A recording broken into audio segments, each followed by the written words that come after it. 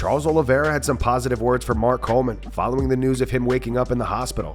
Fala, Coleman, passando aqui para te desejar toda a sorte do mundo para ti aí, logo tu tá bem melhor, tá bom? Como admirador seu aqui, obrigado por todo o carinho que você tem comigo. E eu tô aqui em oração para que tudo dê certo na tua vida e logo você esteja em casa com a sua família. Beijão no coração, meu amigo. Dricus Du Plessis is down to rematch Sean Strickland or fight Izzy next. Dricus posted this to X. He wrote, "Since this is a spectator sport, what do you guys think? Strickland or Izzy? Just for the record, it makes absolutely no difference to me. The result will be the same." Francis Ngannou claims that he was falling asleep warming up for the Anthony Joshua boxing match. I remember being even in the locker trying to warm up, and then, bro, he wasn't going. I was feeling asleep.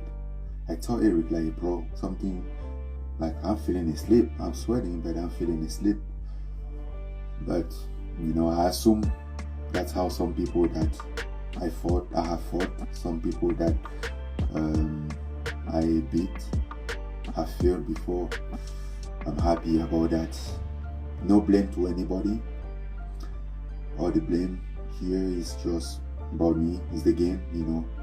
Walking into that, we all knew it could happen. I wasn't saying it happened like that, but I always knew it could happen. So at least I was always prepared for that. I just have to let you guys know that it's not over yet. Not at all. Like, we just get started. The only thing that we would miss here is time, and I think we have some good amount of time ahead of us as for right now. So gonna take some time, you know, for myself, chill, spend time with my family, my friend, and then come back ready, go back to training, get prepared for another challenge, for another adventure, because that's what we do. That's why we're here. We take challenges. Daniel Cormier does not believe Francis Ngannou will be a part of another major boxing match. DC says because of the way that Anthony Joshua KO'd Francis, he will probably fight in the PFL after this. When you think about Francis in this situation, Ben, it's almost like you go all in, right? Either you get the big payout or it goes sideways and then you got the big payout, but there will not be many more payouts going forward.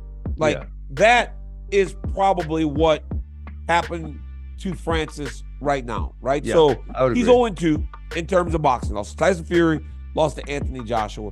The way Anthony Joshua beat him doesn't tell me that he will get another big boxing fight. What it does tell me, though, is that now the PFL actually has an opportunity for him to go back and actually fight for them. I thought there was no way he was ever going back if he fought well against Anthony Joshua, but I believe now he's actually going to go back and fight for him. But I watched that fight, and it was really hard to watch because it really did look like Francis finally was out of his element.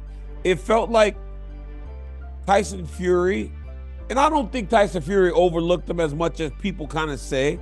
I know he didn't take him as serious as he probably would take Usyk and Joshua and all them dudes, but I don't think that he was naive enough to think a guy that is a world champion in some sort of hand-to-hand combat poses no threat to you. So I think he took him a little bit serious. A little, I think that's fair. But when he was in there with Anthony Joshua, it looked like Anthony Joshua really took him serious. Yeah. And he treated him as if he was very dangerous, and it just didn't look like Francis could box him. And why would he be able to? He's not supposed to be able to box Anthony Joshua, bro. Like, we're all surprised only because of how high we hold Francis in terms of what we think he is. But truthfully, we shouldn't be surprised at all about the outcome of that fight. Robert Whittaker says that he still can't get over the commentary at UFC 299. Rob references Joe Rogan saying that Dustin Poirier looked tired. I couldn't get over, like, the commentary for that fight. Like, they were just saying, Poirier's slowing down, Poirier's looking tired. And I was like, what are you talking about? Like, the guy's in it, and he'll throw like that. That's how he fights. Like, that's how he looks round 1, 10 seconds in. I will honestly say, after that first round, I was so confident Poirier was going to win. Wow, really? Okay. So confident. Yeah, dude. Because, fair. Mate, if if you go out as hard as Benoit did, and you don't get Poirier out of there, Poirier's going to get you. Yeah. And let's not forget, and it blew me away, this was a 5-round fight, dude. He went so hard. Poirier's used to that, man. He'll keep that pace for 5 rounds easily. I don't know if Benoit would, and so that's why I said, like, after that first round, I was like, yeah, Poirier's got this for sure. Like, I was confident. But then he jumps on the guillotine. I was like, oh man, I think them giving Benoit Poirier was like, it was feeding the lines a little. Like, you're right. Because Poirier is, in my opinion, honestly, I think he's the hardest fight in the division, bar the champ. Yeah. I think. Like, him and Gaethje. But honestly, I know Gaethje beat him last fight, but I still think Poirier is probably a harder matchup for a lot of people. Colby Covington had some harsh words for Michael Venom Page. Colby is not impressed with his performance over Kevin Holland. Speaking to Submission Radio, Colby said the guy is trash. He's a bum. I mean, look at his last fight before that. He got beat by Mike Perry. We saw how the Mike Perry experience ended up in the UFC. Guy's getting his nose crooked, smashed, and knocked out like 3 or 4 times in a row. It just shows the kid's just hype. They're trying to hype him up. They're giving him a guy in Kevin Holland who's a complete scrub. I mean, 50-50 fighter at best in the division. That's all you could do? That pathetic fight? That pathetic walkout? I just saw another easy money paycheck if the UFC ever wants to give me that in the future. Islam Makhachev confirms that the UFC offered him a fight against Leon Edwards. Islam said he had to turn it down due to Ramadan. Islam said yes, honestly yes. But it's not possible, man, because we have Ramadan now. 1 month we're fasting. It's not possible to training in Ramadan. It's very hard. All day you have to fast. Like 5-6 hours you can eat something. Training this time is very hard. I asked Ali, can they push the UFC 300 like 2 weeks, I'll be ready. But he say it's not possible. Islam was then asked if it made him sad. Islam responded, of course.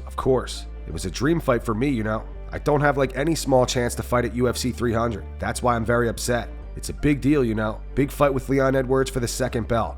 This time I missed the chance. And that's going to wrap it up for the news. Thanks for watching. For daily MMA news and content, subscribe to Full Mount MMA and click the bell icon to be notified when we post videos. Here are the 3 top comments from last video. The first one's from Spots8060. Says Mark Coleman is such a legend. The first thing he thinks about when he wakes up is his parents and the loss of his dog. I wish him a quick recovery. The second one's from Jason. It says Mark Coleman is a great man and an incredible example of true masculinity. Saves his parents, nearly sacrifices himself for his dog, barely survives, and cries because he couldn't save the dog.